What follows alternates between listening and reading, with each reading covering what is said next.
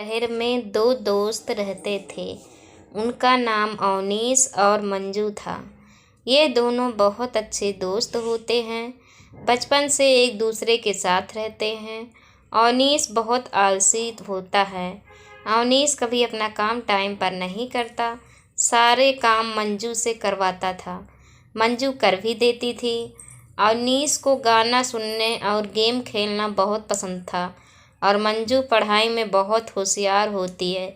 मंजू को पढ़ाई करना और अवनीश से बातें करना पसंद था। इन दोनों के बीच कोई नहीं आता था। सब अवनीश से डरते थे। ऐसे ही समय बीतता है और दोनों बड़े हो जाते हैं।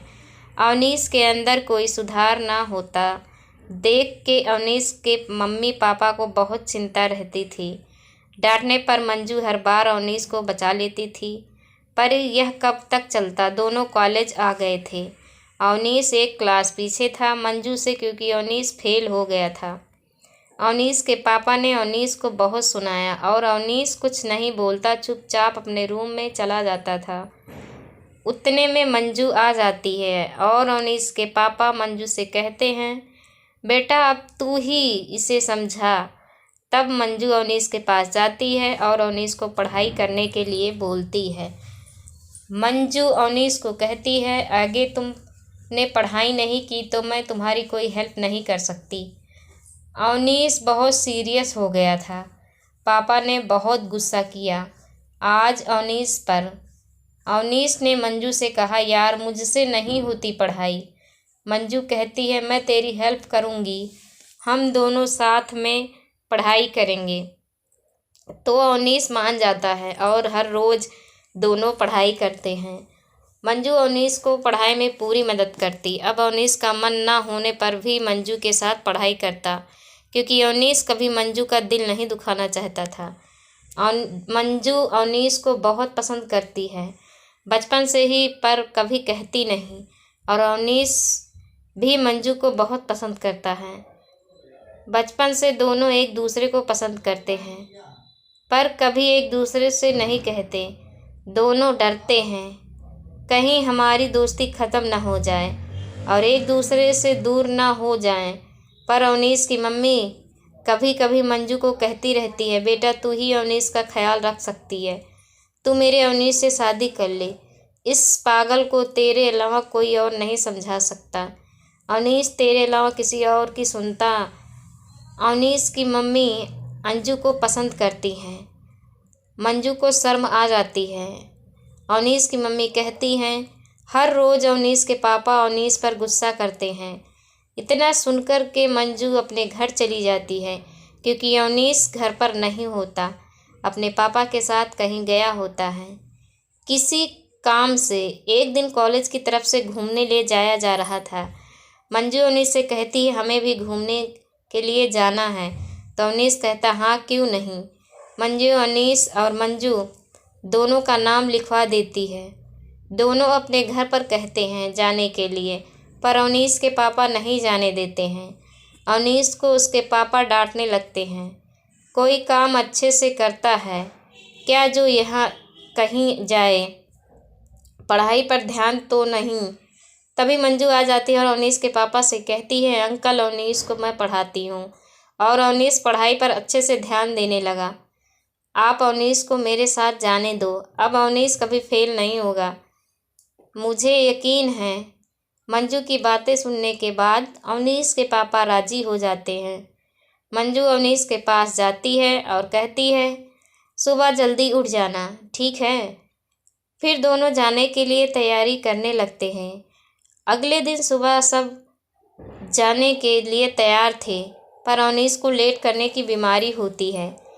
तभी मंजू तैयार होकर आ जाती है।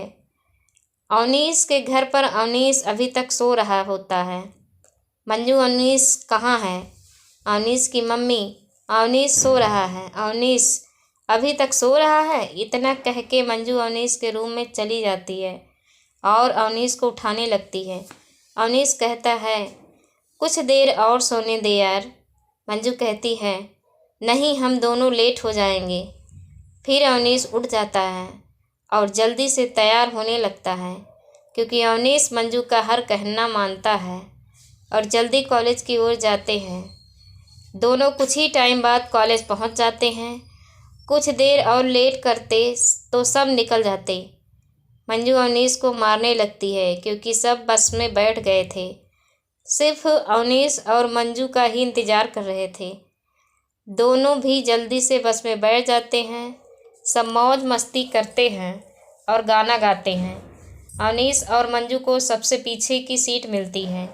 लेट होने की वजह से मंजू अवनीश पर गुस्सा करती है। आज तेरी वजह से बस छूट जाती ना। तब अवनीश कहता है, यार सॉरी। मंजू मान जाती है और बातें करने लगती है। मंजू को नींद आने लगती है और अवनीश अपने फ़ोन से गाना सुन रहा होता है। मंजू खिड़की के पास ही बैठी होती है और खिड़की पर सर रख के सो जाती है। जैसे जैसे बस हिलती है वैसे वैसे बार बार मंजू उठ जाती है। तब अवनीश देख लेता है और अपने कंधे पर मंजू का सर रख देता है। मंजू अवनीश के कंधे पर ही सो जाती है। तभी अचानक बस ब्रेक मारती है तो मंजू अवनीश को कस के पकड़ लेती है और अवनीश को बहुत अच्छा लगता है। अवनीश भी अपना हाथ मंजू के कमर पर रख लेता है और दोनों एक दूसरे के करीब आ जाते हैं। मंजू नींद में अवनीश के गले के पास ही मंजू के लिप्स लगने लगते हैं। तभी अवनीश को कुछ कुछ होने लगता है। अवनीश मंजू को कस के पकड़ लेता है। मंजू भी अवनीश को पकड़ लेती है। न जाने क्या होता दोनों को। अवनीश भी अपने आप को संभाल नहीं सका। मंजू इतना करीब आ गई थी। मंजू और अवनीश के लिप्स दोनों एक दूसरे के बहुत करीब आ जाते हैं और अवनीश मंजू को किस करने लगता है और मंजू भी साथ देती है। दोनों एक दूसरे में खो जाते हैं। मंजू को अवनीश प्यार से अपनी ओर खींच लेता और दोनों एक दूसरे को किस करते रहते हैं। तभी अचानक बस रुक जाती है और अवनीश दूर हो जाता है। तभी मंजू अवनीश को अपनी ओर करती है पर अवनीश कहता है नहीं। फिर मंजू भी दूर हो जाती है। अब दोनों एक दूसरे को देखने लगते हैं। अवनीश कहता है सॉरी वो मंजू, पता नहीं क्या हुआ। अवनीश डरने लगता है पर मंजू अवनीश के बोलने से पहले ही अवनीश के लिप्स पर अपनी उंगली रख देती है और कहती है जो हुआ अच्छा हुआ, मुझे अच्छा लगा। बस फिर से चलने लगती है। मंजू अवनीश से कहती है मैं तुमसे बहुत प्यार करती हूँ। अवनीश काफ़ी टाइम से अवनीश भी मंजू को पसंद करता था।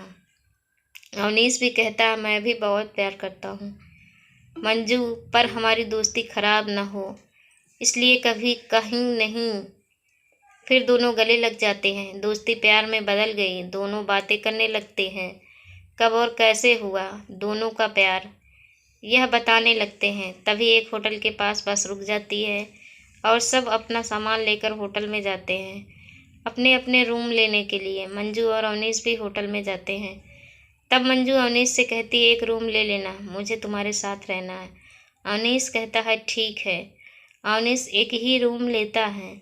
लंबा सफ़र था तो रात को होटल में ही रुकते हैं सभी।